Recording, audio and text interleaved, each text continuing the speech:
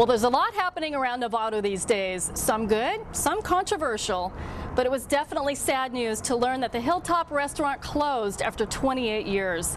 And here with me today is John Wiedwald, former general manager of the Hilltop, to talk about the history of the building, the restaurant. It was a favorite destination for so many people, and I'm so appreciative of your taking the time today to talk to me. Glad to do it, Good to see you again. Likewise. Well, I wish it was under different circumstances. Oh, the circumstances aren't bad. Okay, yeah, well, let's get a little history of the building first. I mean, how long has it been here, or what was it originally? Well, the building is rather ancient. It was built in 1892 as a private home.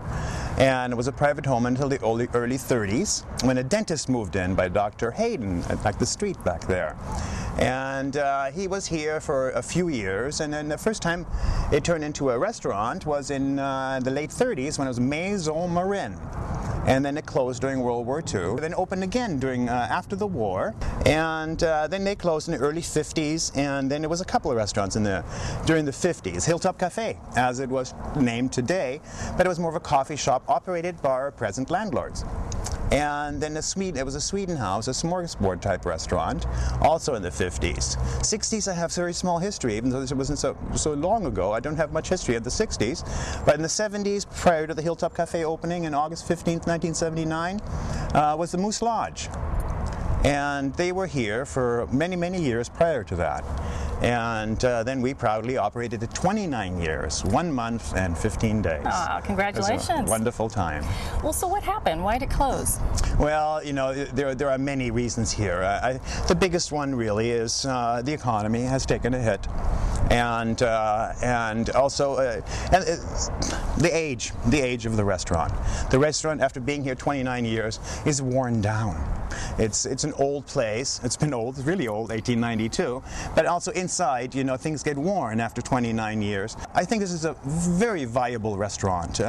When you look at it in the mid 80s, we did, in today's dollars, over $5 million worth of sales. Wow. You know, we did almost $3.5 million in the mid 80s. So that can do, but they can do it again.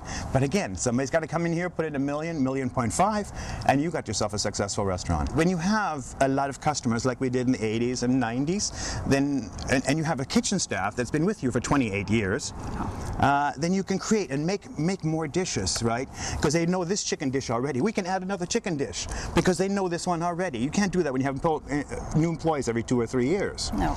So we had these wonderful gentlemen that were with us in the kitchen for all those years, and not to interrupt you, but what do you attribute that to?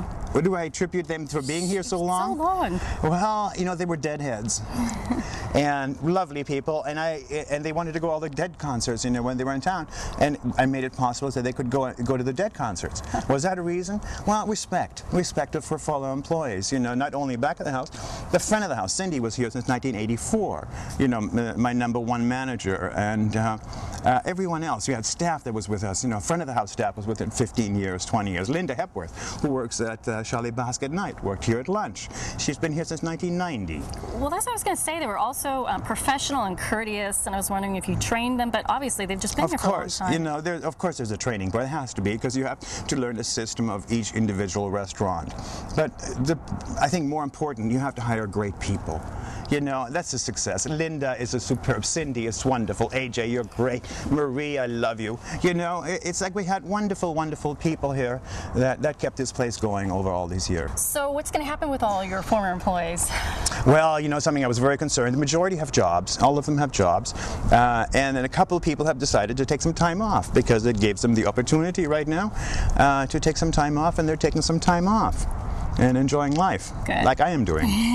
We'll get to that in a minute. Now, so many people came here, like the Rotary Club and Chamber of Commerce, and held their events there. What are they going to do now?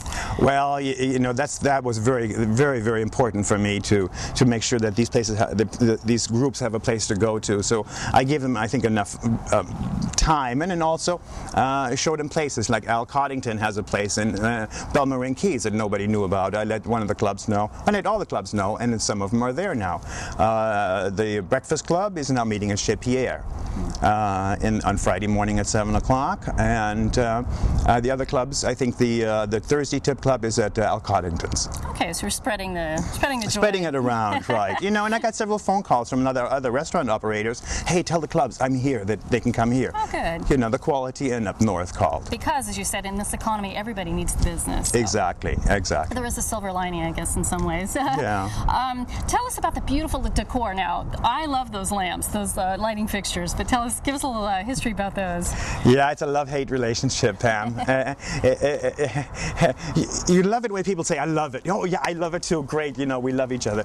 Get rid of those ugly things. This is from the last century. Well, that's where we are. If we were from the last century, that was kind of the look. But, you know, it's a love-hate relationship. You know, they've been here. They were made by a lady named Peggy in Dallas, Texas. And she was a friend of my ex-partner here. And she made all those. There's like 87 of them. Oh, wow. So, and a nice thing now, there, you know, the love-hate relationship. In the love relationship, I have probably, I don't know, 24 business cards of people that have given me in order, because they want the lamps. Because I let them know when the new owner comes in that if he doesn't want the lamps, that I'm going to ask him if we can get them, and then I'll mail them all out to all those different people. Oh my goodness! So I want one, but I also want that big wine bottle. Where'd that go? It was empty, you know. Okay. and it's a champagne bottle, and it's going to my father-in-law. Oh, very nice. You know, for his home. Well, do you have any stories that you can share? I mean, certainly there must have, as long as the restaurant has been here, certainly people must have had traditions, celebrated their birthday here every year. Do you have any stories like that to tell us, share with us? Gosh, you know something, Pam? There are so many stories. It sounds like a TV program, huh? There are so many stories here. It's amazing how many people have emailed me, have written me. I have so many letters of their experiences that they had in this restaurant. Yeah, my children. I had, you know, I got married here. I got engaged here. I had, you know, before delivering my child, I had to have garlic soup to help me with the delivery. Many, many stories. Many stories. Tell us about the last evening here. How difficult or how bittersweet was that? I think it was, what, September 30th? Yeah, it was September 30th, Tuesday. It was a full house. Novato, thank you. It was a full house. I would hazard, it was over 1,000 people here on Tuesday, our last day. And I was thinking that last day, maybe I should have sent oriental rugs and maybe, you know, have another closing another month from now and another month from now. Because ever since we announced that we had to close, we were so busy. It was unbelievable. People wanted to give it a last chance. Let me relive my memories. Came to say thank you, came to say goodbye. And Novato, I tell you, I was touched. I cried. I'm sure. It was such an emotional night.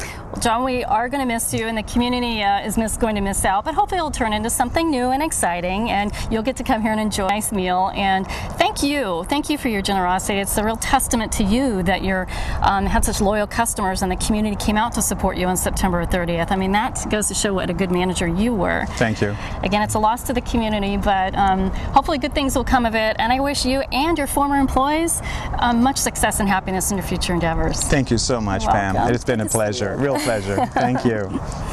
Novato, thank you.